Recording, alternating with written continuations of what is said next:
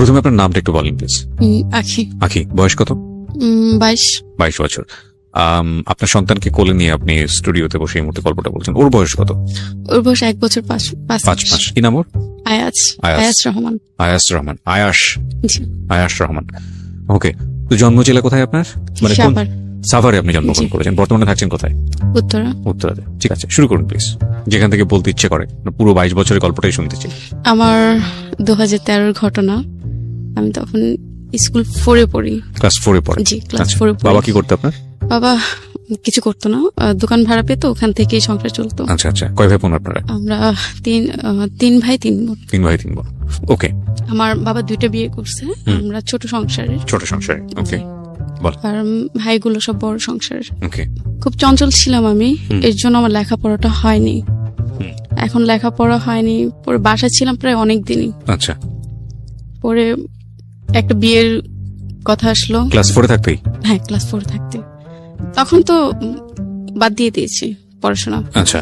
বিয়ের কথা আসলো, ছেলে একটু প্রতিবন্ধী, পায়ের সমস্যা আছে।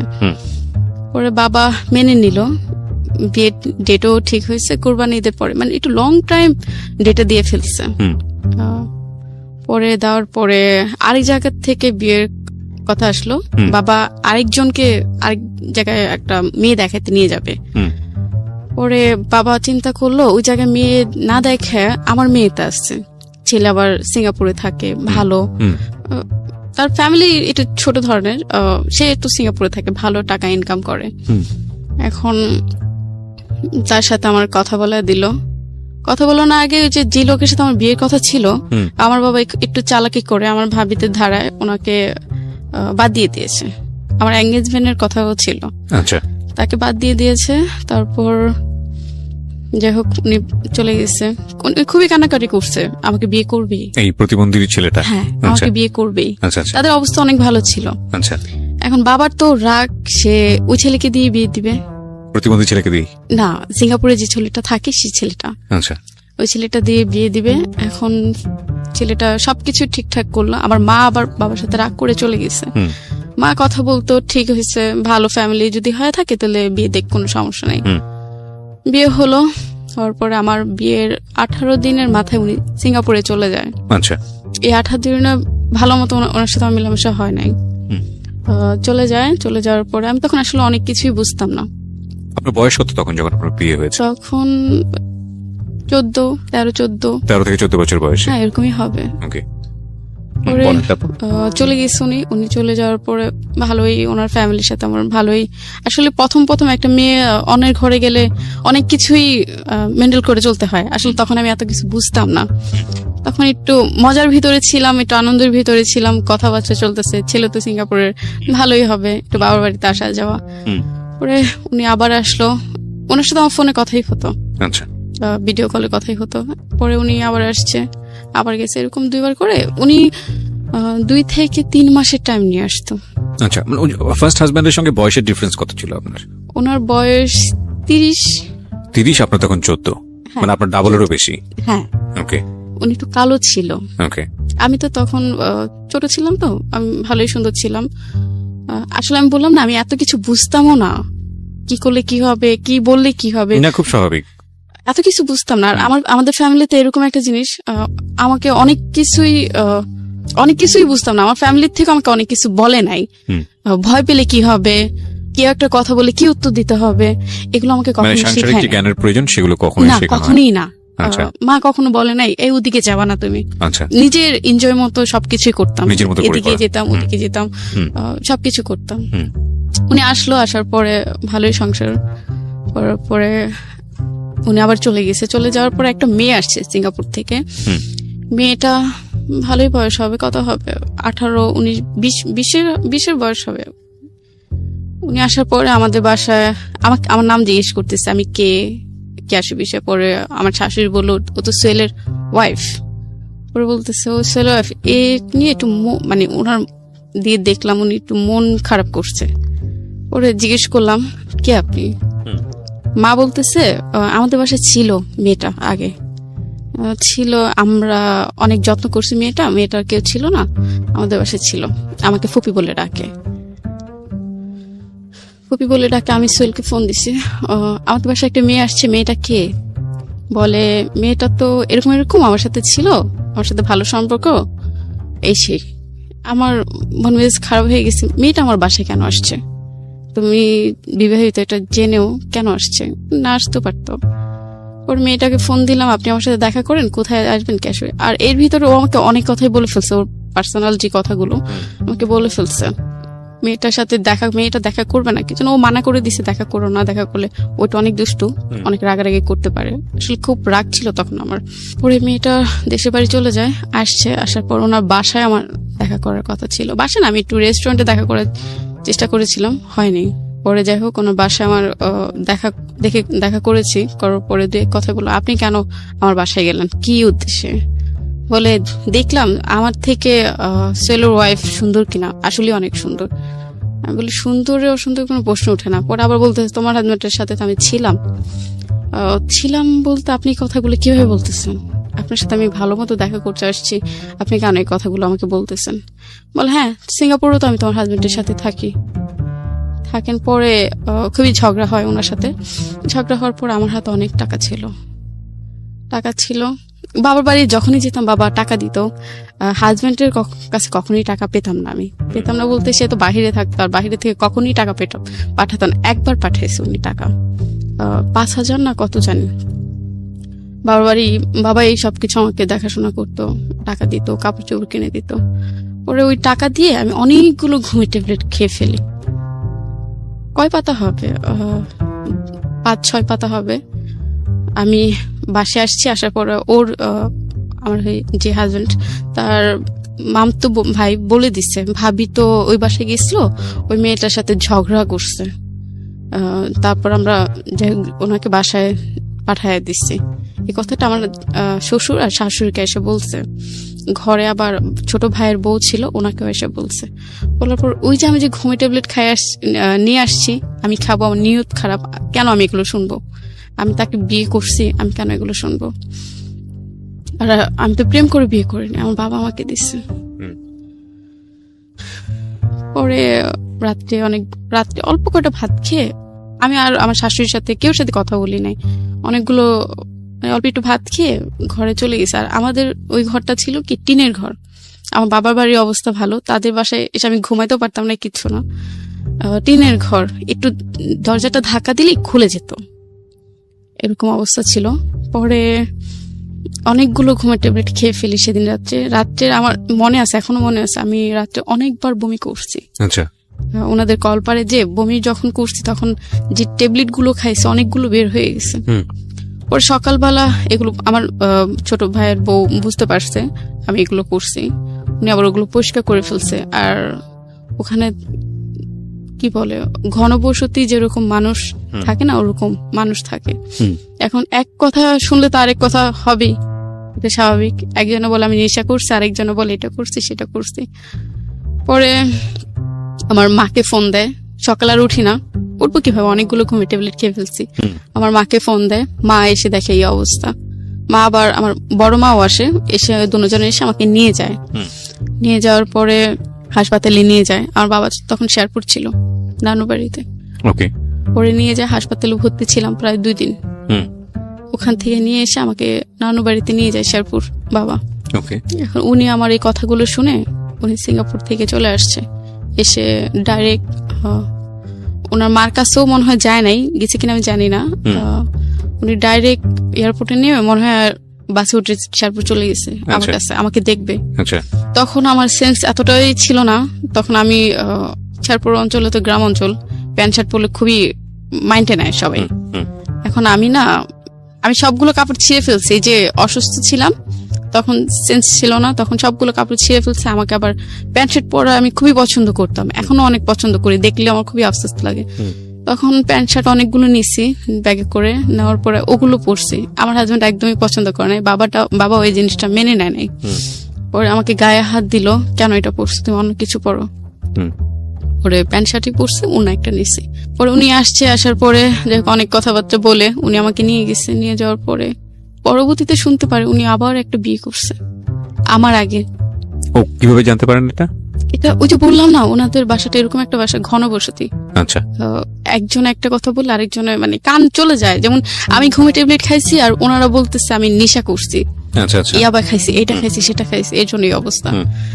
আমি কখনোই নেশা করি নাই, কখনোই না।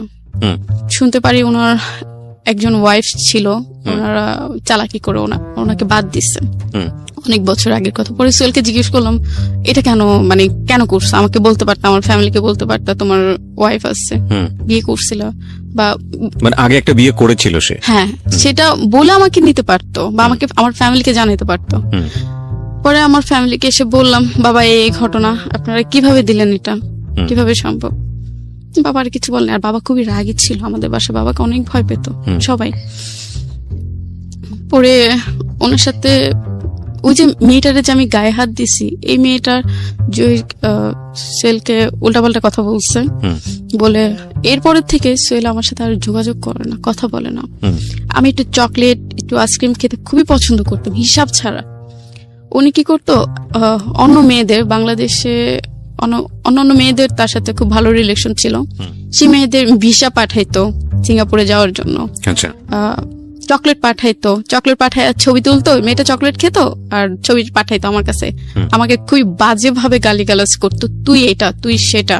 মানে ওই মেয়েটার সাথে ঝামেলা করার পর থেকে আমার লাইফে শুরু হলো তুই এটা, তুই সেটা। বিশ্বাস করবেন না, আমার আগের মোবাইলটা যদি থাকতো, যদি মেসেজ গুলো দেখতেন, আপনি নিজেই কান্না করতেন। এগুলো আপনার হাজবেন্ড আপনাকে বলে বলে পাঠাতো? হ্যাঁ, আমার খুবই কষ্ট লাগতো। ওনার মা একদিন আমার গায়ে হাত দিল এসব কারণে। ওনার ভাইও বিবাহিত, ওনার একটা বেবি আছে। ওনার ভাই বাসা আবার কেউ ছিল না, ওনার মাও ছিল না, আমি আবার একা বাসায়। পরে ওনার ভাই সুযোগে সদ্ব্যবহার করছে। রাত্রে ফজরের একটু আগে সে আমার রুমে এসে, বললাম না দরজা ধাক্কা দিলেই দরজা খুলে যায়, উনি বাসার রুমের ভিতর ঢুকে। তখন আমার আসলে বলার কিছু ছিল না, আমি কেউ কিছু বলতেও পারি না, কিচ্ছু না। সকালবেলা মাকে ফোন দিয়ে বলি, মা ওর ভাই তো আমার সাথে এই ঘটনা। মা বলতেছে কেউ কিছু বললো না, বললে ঝামেলা হবে। বিশ্বাস করবেন না, আমার মাথা পায়ের থেকে মনে হয় মাটি ছিল না। ওনার ওয়াইফ দেশে বাড়িতে যায়। কার ওয়াইফ? ওর আমার হাজবেন্ডের ছোট ভাই, আপনার দেবরের ওয়াইফ ইয়েতে যায়, গ্রামের বাড়িতে যায়। এখন আমার শাশুড়িও বাসায় ছিল না, উনি ভোর সকাল আগে চলে গেছে। উনি আবার জব করে, সরকারি জব করে। উনি আবার ভোর সকাল আগে চলে গেছে। যাওয়ার পরে আমি আবার মানে টয়লেট থেকে এসে দরজা ভালো মতো আটকে নেই, কিছু না, ভাবছি সকাল হয়ে যাবে, সবাই উঠবে। আপনার হাজবেন্ড কি তখন দেশের বাইরে? হ্যাঁ, দেশের বাইরে ছিল। তখন যে কৌশল আমার রুমে ঢুকে সে আমাকে বলতেছে, ভাবি চার্জারটা দেন। ওরা আমি অনেক বিশ্বাস করতাম, একসাথে ওর ওয়াইফের সামনে একসাথে সাইডে শুয়ে টিভি দেখতাম। আমার পুরো মানে আমার শাশুড়ি, আমার শ্বশুরের সামনে ইয়ে করতাম, শুয়ে টিভি দেখতাম। ওর মেয়ে ছিল, মেয়েটা বুকে নিয়ে টিভি দেখতাম। এখন সে বলতেছে, ভাবি চার্জারটা দেন। আমি কই আমি শুয়ে আছি, দরজাটা ধাক্কা দিয়ে তুমি চার্জারটা নিয়ে যাও। পরে চার্জার নেয় নাই, সে রুমে ঢুকে আমাকে মুখ চাপ দিয়ে বাজে একটা। আমি ইন্ডিভিজুয়াল নিতে চাচ্ছি না, সামহাউ যে ঘটনাটা ঘটেছে।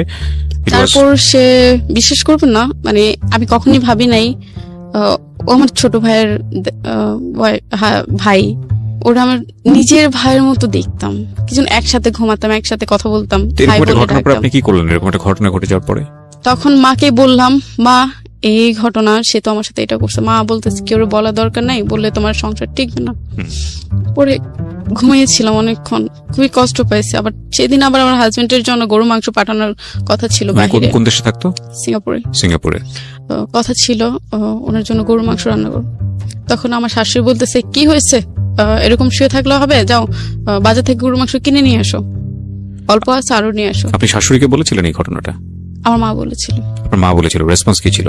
কোনোটাই না, বলতেছে আমার ছেলে আসুক, আমার ছেলেকে জিজ্ঞেস করবো। ছেলে তো ছিল না রাত্রে বাসায়, সে তো কোথায় যেন চলে গেছে, এটা আমার শাশুড়ি বলতেছে। বলার পরে আমার মা বললো, আপনার ছেলে এরকম একটা কাজ করছে, কাজটা ঠিক করছে ভাবে। বলতেছে আসুক আমার ছেলে, আমি জিজ্ঞেস করি। সকালে উঠে গরু মাংস আনতে গেছি, চিলাচিলিতে গরু মাংস আনতে গেছি, পাই নাই। বাসায় এসে বাসার দিকে তখনই বের হয়ে গেছি। বের হয়ে আমি দক্ষিণখান থানায়, উত্তরা থানায় গেছি। দক্ষিণখান থানায় গেছি, পরে সবকিছু খুলে বললাম। মানে থানায় গেছেন মানে কি আপনি কেস করার জন্য? হ্যাঁ। এই সিদ্ধান্তটা আপনাকে কে দিয়েছিল? আমার নিজে, আমি আমার হাজবেন্ডকে বলছিলাম। আচ্ছা, বলার পরে এই ঘটনা তোমার ভাই এটা করেছে, বলে তুমি আমার ভাই বলে কেউ নাই, তুমি মামলা করতে পারো বা কিছু করতে পারো। উনি আপনাকে ইন্সপায়ার করেছে? হ্যাঁ। Very good, excellent.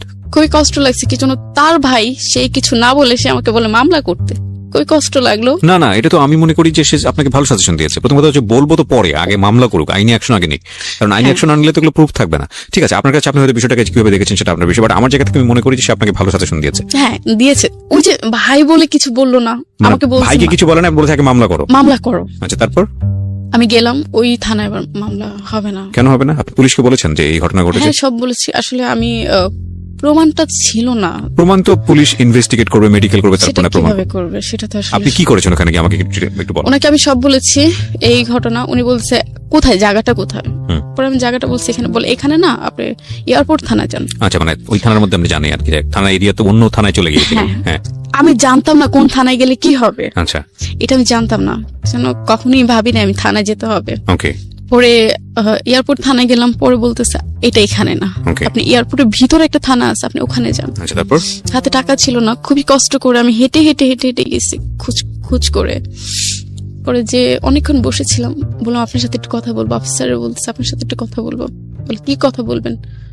আমি ওনার সামনে বলা যাবে না, একটা লোক ছিল, উনি অফিসার ছিল, আমি আসলে জানি না, আমার তো ওরকম ভাবে বলে নাই উনি অফিসার ছিল।